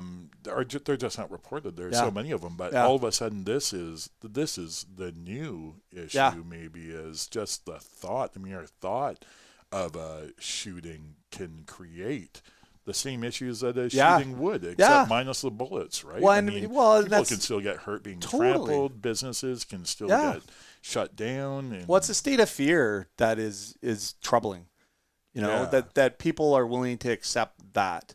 So Well, if we're for just no right on other the reason, cusp, right? yeah, Just but if right- for no other reason, because all the people that panicked were from every political spectrum, every religious spectrum, and they all panicked, oh yeah, right? It wasn't like, oh, I'm not going to panic. I mean, there's some people that were like, maybe they lost a lot of money in the World Series or they didn't care. They're Like, just sitting now there it's- like, I'm not panicking. I'm just sitting, let it all happen. But, generally speaking, everybody panicked. So, and then the dust settles. They're like, oh, well, there was really no shooter. There's really no threat. And it's like, it doesn't matter. Like Well, living the- in panic the and fear. Threat, there certainly is a threat because, like, the reaction of the people means that there was a threat, Yeah. whether it was real or perceived. Totally. Yeah. There- And there's the threat's injuries as still a there. result. Absolutely, Right? like real physical injuries Yeah. to a threat that was Yeah. not real, but the panic was real. Well, the fear of, I mean, I was trying to evaluate how I reacted. I don't remember feeling like that fear. I remember just trying to be as aware as possible and try to use my brain and try to figure out what I'm going to do. Like if I need to escape or if I need to help somebody or whatever, I just wanted to try to keep my head clear. But my heart didn't feel like it was racing and probably because I didn't hear gunshots. Yeah. I imagine if there was gunshots in behind the people that were running, that would be a different situation. But there was deep concern and somewhat, I don't want to call it panic, but I mean, I still think about it. Like there's some post-traumatic stress from that whole experience as well. Which I know a bunch of people, they couldn't return back to play poker. They basically left Vegas. And even after they knew there wasn't a real threat, it's just that fear. Like who wants to live like that? Yeah. When you can act in country, like we don't live like that here. And obviously there is a mild, very, very small threat anytime. I mean, there were shootings last night in Langley and Whistler, and there's higher propensity of shootings lately. It feels like, but as a country and as a culture, we don't live in fear. I was thinking about that a couple weeks ago, thinking about what if I lived in the States and living under the conditions of never knowing. It's like, would I go to a mall? Would I? Yeah. Would it dictate how I lived to know that anywhere, anytime in the U.S., any day you're open to something? Yeah. Right? I think it would. Like, I think you have to be aware. I mean, when I'm in the States, I'm always aware. My head's on a swivel. Right. It's like, You know? like what is that the value? Is that the cost of quote unquote freedom? I mean, But oh my this goodness. is the rub, and obviously we can go in for hours about this particular topic. But the reality of it is, they're fighting for this freedom that doesn't exist as long as they're fighting. Like when you talk about the guns, right, and their access. Like I read this story. Well, it's not a story; it's a historical fact. In England, women housewives would commit suicide, and how they do it is because the ovens had gas. So the way they were hooked up, the gas was just always flowing. So they always had access to a way to kill themselves. And they did, like in like huge numbers. So what the British government did is they changed the rules on how the gas flows into the ovens. So they stopped the immediacy of it. And guess what happened? The immediacy of the suicides dropped. Wow. So suicide rates in the States are really high, and a lot of them are by gunshot because they have access to guns quick and easy. They can kill themselves right away and all that stuff. So if you're able to just march in, get a gun without any background or any delay or anything, then if you want to be homicidal or suicidal, it's just easy. And so if you do not restrict that, you get what's there. And the idea of the freedom of the ability to buy guns, all that kind of stuff. Like freedoms aren't unrestricted, right? Like they shouldn't be unrestricted. No, they shouldn't. You know, the reason why you're able to be free is because you're safe. There's checks and balances. You can't get a driver's license, or you can't drive a car without a driver's license. There's all this stuff. So, you know, because the counter argument is freedom. Right. Second Amendment in the States, all this freedom. It's like, how free do you feel? How free did those thousands of people that stampeded feel in the moment when they thought there was an active shooter? And it could have been an 18-year-old, which is by and large, you know, the younger. So, okay, easy fix, 21, right? Another easy fix is you cannot actually take possession of the gun for 2 weeks. There's a waiting period, right? While the background checks are being done as well. So there's a lot of really common sense stuff, but in the meantime, people on the backs of freedom are living in fear. That is not free. And It doesn't feel free when people are panicking and no. are making choices not to do things because of that fear. Well, and we have a high gun ownership in this country, like high gun ownership in this country. We've had guns have been regulated to the yin yang for a very long time. Yeah, we got lots of long rifles and totally. And sure, there's illegal guns and all that kind of stuff, but by and large, that has controlled. Like we have the same level of mental illness as a per capita, same level of all the other stuff that happens around the world. We have, so to argue that it's mental health or this is just total bullshit. And now people, like, I'm questioning, you know, why I go to the States, especially when I'm there for that length of time. That's a big chunk of my life that I'm like going to a country that just allows this kind of unbridled access to guns. And yeah, there are countries that are on travel watch lists that US is one of them. I haven't wanted to go to some countries for a long time because I didn't feel safe going to them, and now do I include the United States in that? Their death rate has, or their what is it, death rate? It's their average lifespan has dropped, I think, by 2 or 3 years. Americans, just because of mass shootings. Well, it's mass shootings. COVID is one of them too. Okay. Like this has been in the last like 3 or 4 years, but it already was stopping. I mean, if you just look at the number of deaths, period, from guns, you know, it's a crazy number of people die from guns, whether it's accidental or murder or whatever, right? Even accidental gun deaths. There's, you know, I heard a story the other day where I think it was like a 6-year-old grabbed a gun in a closet and it went off, he died. And you're just like, okay, like, anyway, it's a total aside, but that is, yeah. I certainly have my opinions about guns, and there's no guns in my life if possible. And right? yeah, and I think that's fine. My brother in Alberta, he's got guns, but he's a safe gun owner. Sure. He has a handgun, but you can't even take the handgun out of the safe without reporting it to the RCMP. And you literally are allowed to take it from your house to a gun range and back, but you have to report it. And he's fine with all that. And yeah. I mean, No I think handguns are a sport that need to be regulated. Yeah.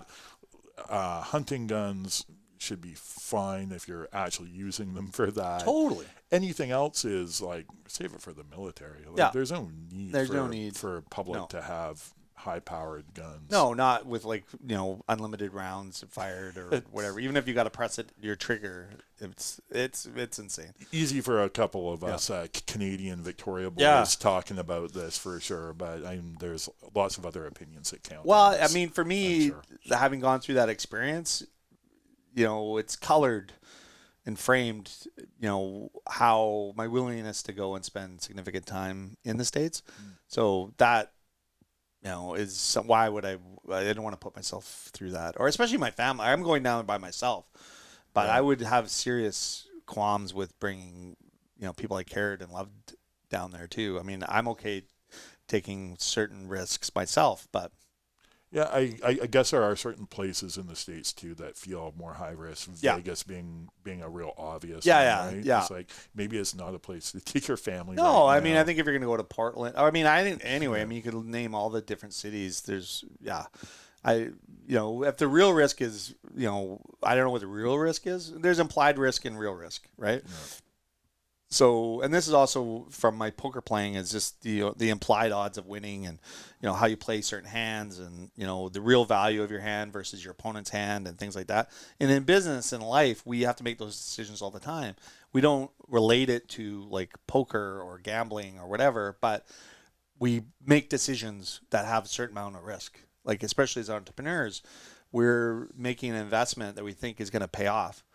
But a lot of the times it doesn't pay off the way we had hoped, but we still make that investment. But it's how we've made the decision to get to that point, and what have we evaluated all of the risks in a spectrum, right? Because there's certain outcomes that are certain. Well, you can take all your information, all your data, and you can process it and come to a risk decision. Yeah. But you have to include that your own perception of what the risk is without the numbers. Like, chances are, you go down to Vegas, you're gonna come home from Vegas. I mean, chances are really slim if you just look at the data.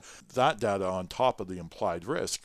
Maybe you go to Atlantic City next time. Right? Exactly. Maybe you don't do Vegas. Yeah. Well, at a certain point, there's a swing where the implied risk becomes too great to that it doesn't really make sense. Because, if the average person, even if there's an event, it doesn't have to be a deadly event, but even a scare event, or, just that, like the amount of stress, like why? Yeah. Like why do it? And it's even people evaluate, like people stop going to Mexico because of the gang violence. Mm-hmm. So most, if not, 99.9% of all that deaths are, gangster on gangster deaths. Like they're very conscientious not to kill, like a tourist, for example. It's the and some of the tourists that actually did die, they've shown that they were kind of involved in some of that behavior as well. So I'm sure traveling, but people don't go to Mexico because of it. But yet they'll go to the States when the actual implied risk is probably greater as a percentage than Mexico. You know what I mean? Yeah, totally. So, I mean, I think when you're traveling to places like Mexico or somewhere where they say is really unsafe because of drugs or whatever, I think if you're traveling, don't look for sex, don't look for drugs. Totally. And you're going to be okay. I think as soon as you get involved with either of those two things, you're just asked. You're putting yourself at a much greater risk of being harmed. Well, and it could double or triple the chances of the risk, even if the risk is only 3 or 4%, right? Yeah. But you're going into those areas, or you're behaving in those ways that will greatly increase the chances of something happening. Exactly. But when I travel down to coffee growing countries, a lot of them are tumultuous. Yeah. Right? Yeah, for sure. And you just there's kidnappings. Yeah, and, you keep your head up, your eyes up, and you keep to yourself. Like, I'm not doing anything except talking to people mostly when I'm there. I'm not doing much. I'm not. Well, and you've planned it. You know who you're going to see. Around You've arranged your rides and your transportation and taking all the normal precautions. And I'm not being political. I'm not showing a bias in any way. I'm there to do something. I'm not there to be active in their politics. Yes. Right? Yeah, that's the other thing too, because it's hard to be not engaging. Well, hearing just nonsense. Yeah, when you hear it and it feels like everything you want to do is just like scream and yell and shake people. It's like in your own country is fine. Yeah, exactly. And that's where you should just mind your own business, really. Exactly. Yeah. Speaking of shaking and screaming stuff in our own country, political. We're coming up to civil elections. Yes, in Victoria. The civic. Civic. Sorry, and hopefully they're civil. Well, I'm on Twitter a lot, so Twitter is a bit of a cesspool of access to criticism and these kind of nameless accounts just firing crap. So I see a bunch of it, and I even posted just like trying to bring civility to the discussion. And again, it kind of equates to game theory, which is zero sum. And I use that term, and somebody said, what does zero sum mean? And basically, it's like in zero sum games, there's a winner and a loser, right? So, but in politics and life, there isn't necessarily a winner and a loser. There shouldn't be, right? And especially when you have two political ideologies. There's probably some good parts of the one and some good parts of the other that could create a win-win situation, or a win slightly lose situation, but not completely win lose. But when people debate these, they view it as like missing middle housing, for example. It's like, it's gonna destroy families, and everybody's gonna die, and property prices are gonna go through the roof, and the world's gonna end. And then the other side is, if you don't do it, no one's gonna have housing, and people are gonna be living on the streets, and all this stuff. And it's just like, guys, listen. There is common sense stuff that should happen in order for reform to take place. We're not at a housing crisis by accident, right? So we have developed a way to get here. Yeah, we developed a way to get here. So let's kind of unravel the points that are causing some of these problems. And if we want to, we're going to have to change. So you've got one side is like, we're not changing single family zoning. And the other side is like, we got to change, like, there's nowhere to grow. Right. If everything is single family, then you literally are putting one person in one, and more diverse, kind of successful communities have all different types of housing, townhouses and small apartments and triplexes and quadplexes and things like that. Mm-hmm. And where you can actually live and work in the community you live, and you can bike and you can walk, and maybe you got a car too. Like, it all works together. But when you have a zero sum mentality, it just creates this dynamic, and you see it in politics everywhere, right? Sure do. And then these politicians take these wedge issues to kind of build their tribe, right? So, and again, all those tribes people are all, till death. We're going to fight this issue to death. When really the solution's in the middle. The solution is always in the middle, ever, right? Because you take, the idea is to take the best parts of it, and it doesn't always work out. But when you're fighting to the death, then there's no compromise. There isn't. And there's extremes from both sides when you think that the only outcome is your death or the other person's death. Yeah. Right. Well, or if you look at far left and far right, they meet. If you go far enough right and far enough left, they meet, they touch. They sure so do. they're getting closer, the ideology gets closer, and it's always like fanaticism and crazy stuff that is just like so distracting to solving actual real issues.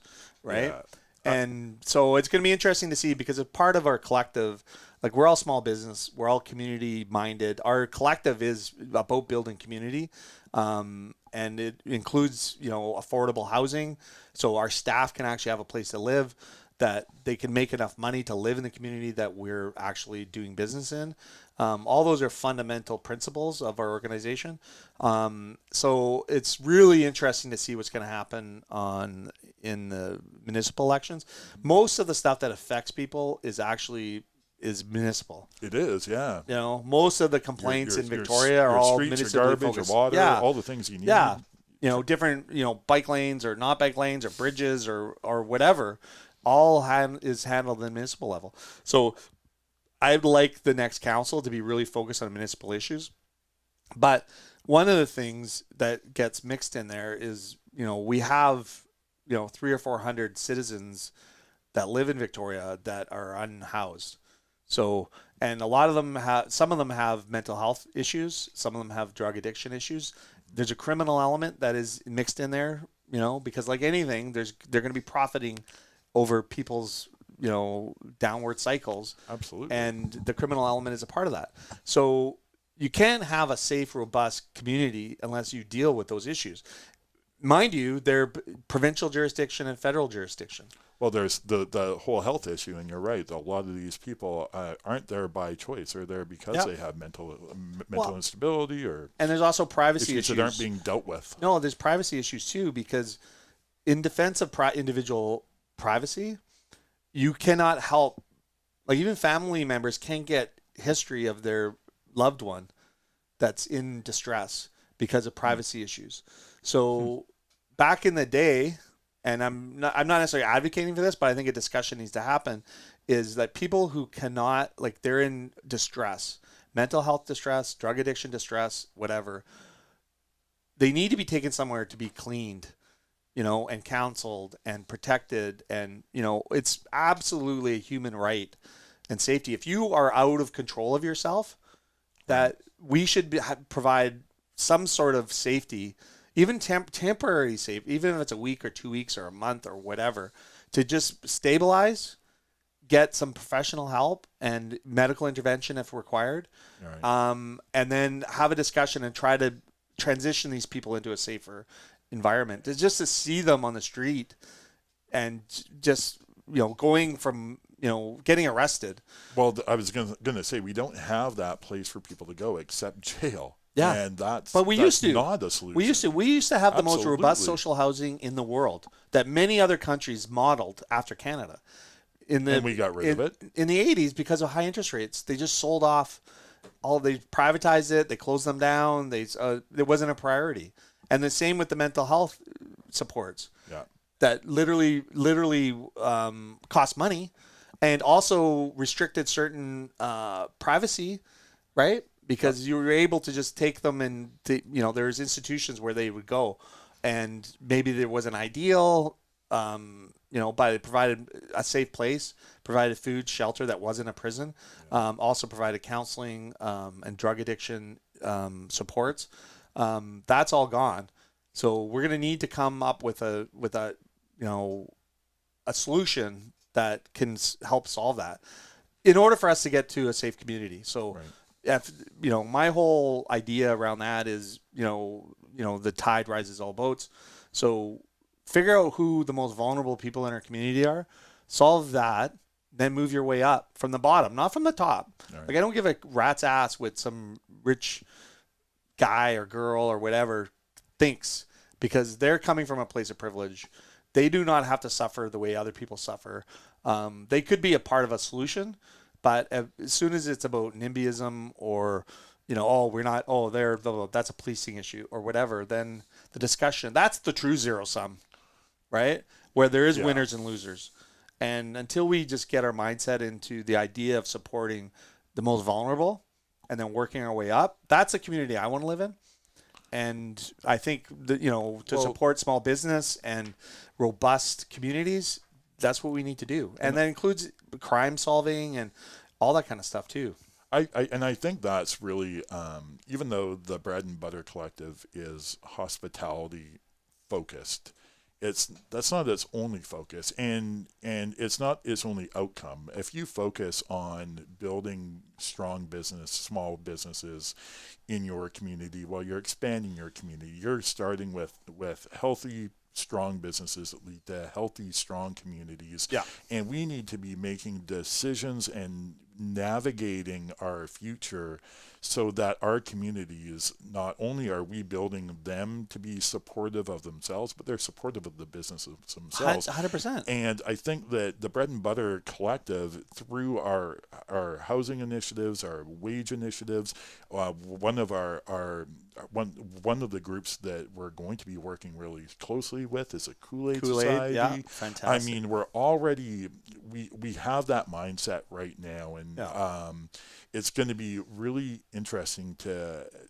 see where the next council will go in terms of community and who they're going to listen to. Are they going to now see the Bread and Butter Collective as 50 members strong, or whatever we are strong, businesses in Victoria? How much of a voice do you think we should be given? And do you think they're going to listen to us? And can we provide a platform where our industry is leading the communities and leading the conversation about what's expected out of our politicians? I think so. I mean, is that a responsibility of a group like ours to be pushing that? I think so, because if you're looking at it holistically, like in its entirety, like the whole scope of what makes businesses and communities strong, all of those are aligned. Right. So why can't we lead? And other industries can lead too, from the community standpoint. And we're not the only industry suffering from an inability to pay enough to have our employees live in the neighborhoods we actually operate or want to live and operate. I mean, people are like, I can't afford to live here anymore, I'm moving, right? That's anti-community. Yeah. Right. And unless we're building, and approaching every situation as how do we build a stronger, bigger, better community, then we're literally leaving people behind, and we're going to leave our staff behind. We're all going to be affected financially, emotionally. And it's not going to be a community that we want to live in or I want to live in. So I think it's incumbent upon people that recognize it to do more. So it's like people that get baptized and they see the Lord.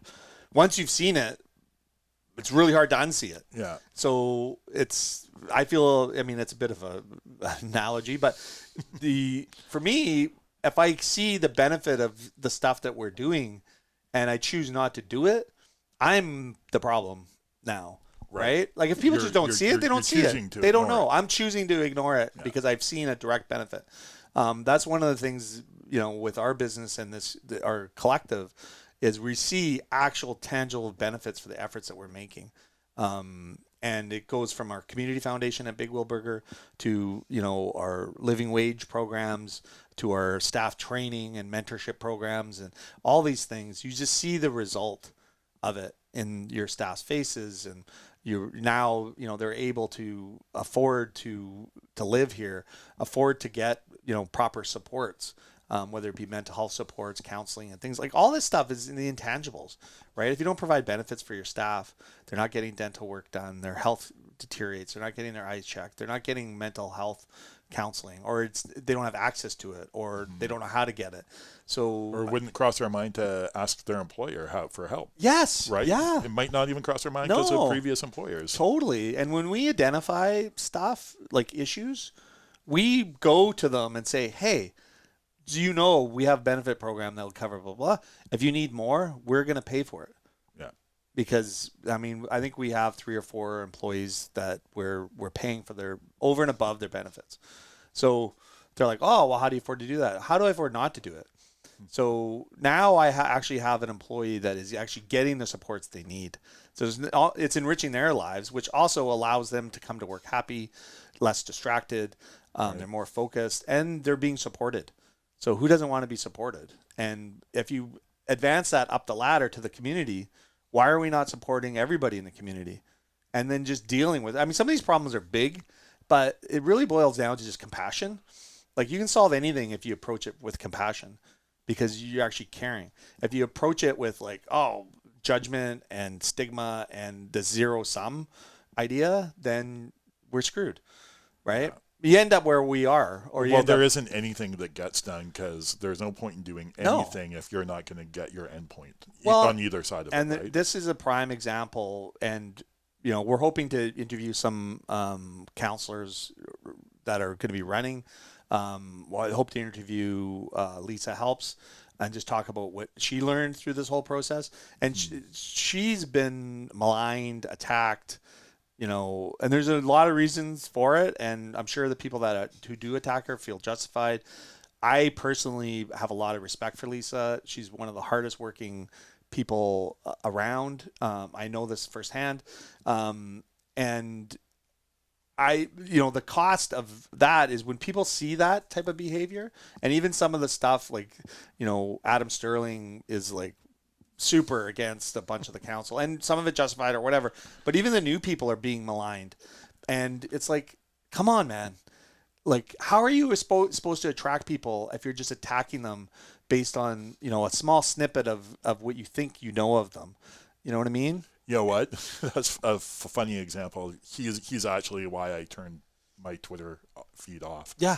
I mean, there's lots of reasons I could have, but he was actually the last straw for me for something stupid that I took in a hurtful way or something. I don't know. But I was just like, oh man, I gotta. But that's not building bridges. You know what I mean? It's not building bridges. And It's causing problems. He speaks to his audience and all that kind of stuff. But how are you building communities when you're having this approach? Like if somebody said something, I'm, like Crystal Outen, for example. She's, and, full by it. I mean, I'm business partners with her in a production company to make films on homelessness. And one of the reasons why I'm involved in that is because I think the more information we have about the troubles and situation and what lived experience is, then we could probably start finding solutions to help them, and also educating people on what it really is like to be and why they're there. Right? So she, people think, she's just about homelessness and blah, blah, blah. She's very smart. She has a university degree. She may not know everything right now, but she's a sponge to learn. And while she's being maligned and attacked on social media, I think most people just say, screw it. Why am I putting myself through this? Right? So then you have somebody who cares and who actually has a lot of deep knowledge and contacts in the higher government levels, which is going to be essential to solve the problem and make our community safer and better, but yet being maligned while they're trying to step up and take out of their comfort zone. Like, we need to be embracing, encouraging, and sharing ideas and debating ideas rather than attacking. Yeah, talking about them in a public forum that's not anonymous or potentially anonymous is, I think, really important. I think people need to be able to own your up positions and own their positions. Yeah, and if you're going to say derogatory things, and proud of your positions, but back them up too. Yeah, exactly. Back them up with facts and back them up with argument and judgment and all those things.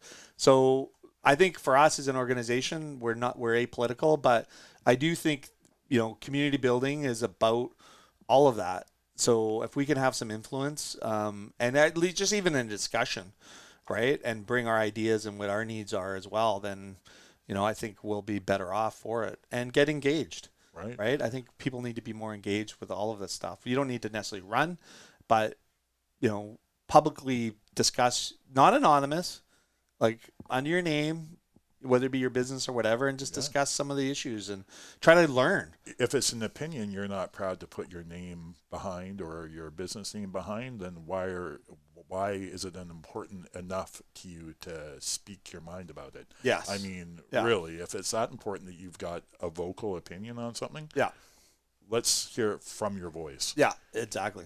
Yeah. So this was a very long first episode back. Well, it was a great one because I think, we definitely caught up on the last 6 months for us. And I think we laid a lot of groundwork as to where our third season is going to take us. It's going to take us not only down community through our politics. We've got a great opportunity coming up to talk to as many people and to get our collective's questions answered perhaps by some of these counselors who want to do more for our communities. And I think if we look back, we're going to have lots of opportunity to talk about systems in place for our businesses that allow for self-managing companies and allow ownership to be freer, happier, and to have an opportunity and the time to give more. Yeah. And without the structure in our business,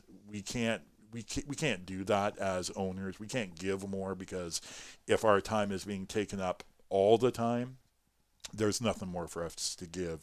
And if community and our staff and everything that we've talked about in this whole hour and a half or however long we've been talking for, I think that we can really make a great season out of just what we talked about here today. And I don't know, it's so nice. Listen, to be we're able going to be sit smarter at down. the end of it.